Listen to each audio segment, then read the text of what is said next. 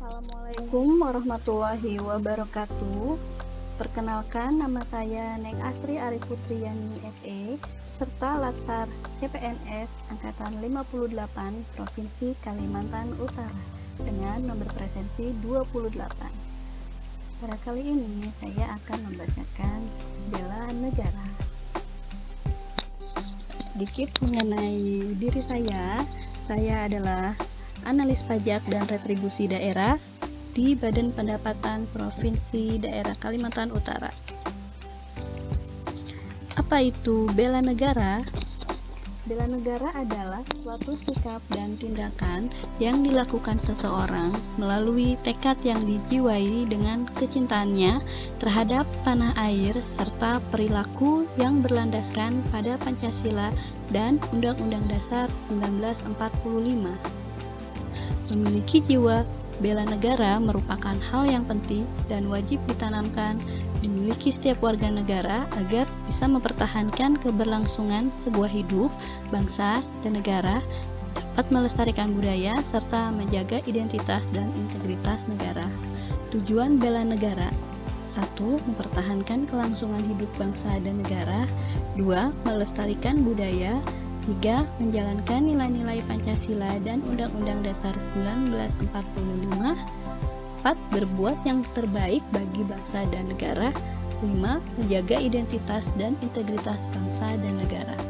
Fungsi bela negara adalah mempertahankan negara dari berbagai ancaman, menjaga keutuhan wilayah negara, merupakan kewajiban setiap warga negara, merupakan panggilan sejarah. Pemahaman dan implementasi nilai-nilai dasar bela negara. 1. Cinta tanah air. 2. Sadar berbangsa dan bernegara. 3. Setia kepada Pancasila sebagai ideologi negara. 4. Rela berkorban untuk bangsa dan negara. 5. Mempunyai kemampuan awal bela negara. Rasa cinta tanah air, yaitu mencintai dan menjaga, melestarikan lingkungan hidup, menghargai dan menggunakan karya anak bangsa, menggunakan produk dalam negeri, menjaga dan memahami seluruh ruang wilayah NKRI, menjaga nama baik bangsa dan negara, mengenal wilayah tanah air tanpa rasa fanatisme kedaerahan. Contoh dari rasa cinta tanah air: menggunakan dan mencintai produk Indonesia. Seperti PNS di Kaltara, setiap hari Kamis dan Jumat memakai batik khas Kaltara. Yang kedua, turut serta mengharumkan nama bangsa, atau diantaranya dengan cara berprestasi di bidang yang digeluti, seperti Kevin yang berhasil menjuarai badminton. Yang ketiga, hikmat mengikuti upacara bendera sebagai bentuk menghormati jasa pahlawan yang gugur dalam memperjuangkan tanah air Indonesia.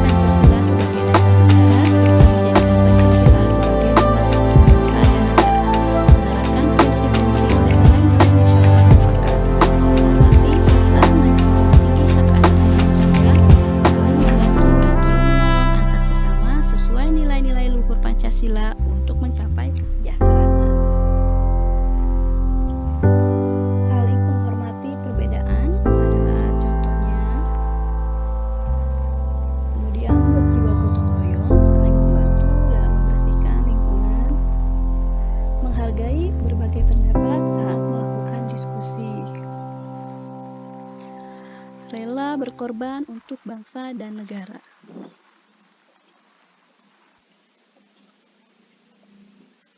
Yakni rela mendorong sesama warga masyarakat yang mengalami kesulitan tanpa melihat latar belakang sosio-kulturnya, mendahulukan kepentingan bangsa dan negara daripada kepentingan pribadi dan golongan, menyumbangkan tenaga pikiran, kemampuan untuk kepentingan masyarakat, kemajuan bangsa dan negara, membela bangsa dan negara sesuai dengan profesi kemampuan masing-masing, berpartisipasi aktif dan peduli dalam pembangunan masyarakat, bangsa, dan negara, rela berkorban untuk kepentingan bangsa dan negara tanpa pamrih.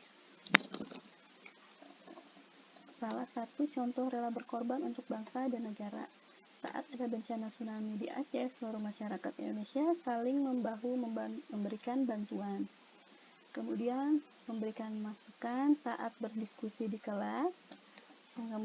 Yang ketiga, melakukan donor darah.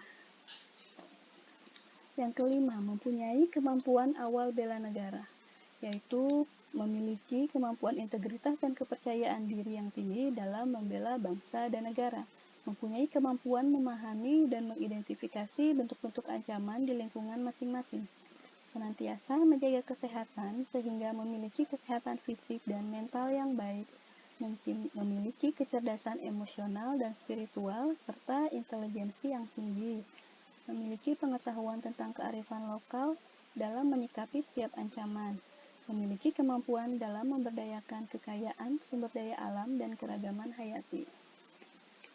Contohnya, melakukan olahraga, menjaga pola makan yang sehat, serta rutin melakukan general check-up. Role model saya adalah R.A. Kartini. Berikut sekilas biografi mengenai R.A. Kartini. R.A. Kartini lahir di Jepara 21 April 1879. R.A. Kartini memperoleh pendidikan lantaran mewarisi darah bangsawan dari ayahnya. Beliau bersekolah di ILS, Europese La Regere School, hingga usia 12 tahun, sembari mempelajari berbagai hal termasuk bahasa Belanda. Di masa itu ada kebiasaan turun-temurun yang dilakukan, yang mana anak perempuan yang sudah berusia 12 tahun harus tinggal di rumah untuk dipingit. Dia hendak memajukan perempuan pribumi yang kala itu banyak dibatasi oleh adat istiadat kuno. Pengetahuan Kartini terkait ilmu pengetahuan dan kebudayaan juga cukup luas. Pada 12 November 1903, Kartini dinikahkan dengan Bupati Rembang bernama KRM Adipati Aryo Singgi Yoyo Adiningrat yang sudah pernah memiliki 3 istri. Setelah menikah, sang suami mendukung penuh mimpi-mimpi Kartini, salah satunya untuk membangun sebuah sekolah khusus wanita di sebelah timur pintu gerbang kompleks kantor Kabupaten Rembang. Pada 13 September 1904, Kartini melahirkan seorang putra bernama Susali Yoyo Hadiningrat. Hanya berselang 4 hari, Kartini meninggal dunia pada 17 September 1904. R.A. Kartini meninggal dunia pada usia 25 tahun dan dimakamkan di Desa Bulu, Kecamatan Bulu, Rembang. R.A. Kartini menerbitkan buku mengenai Habis Gelap Terbitlah Terang. Di sini nilai-nilai yang bisa saya ambil dari R.A. Kartini adalah menjadi wanita yang tangguh, memiliki semangat juang yang tinggi untuk mencerdaskan kaum wanita, menjadi mandiri, tidak bergantung pada orang lain, tidak berhenti untuk belajar mencari ilmu meskipun sudah menikah atau sudah tua. Sekian storybook Bela Negara. Assalamualaikum warahmatullahi wabarakatuh. Jangan lupa untuk bantu like, share, dan berikan komentar untuk kritik dan saran yang membangun, agar kedepannya bisa menjadi lebih baik dan bermanfaat untuk teman lainnya. Wassalamualaikum warahmatullahi wabarakatuh.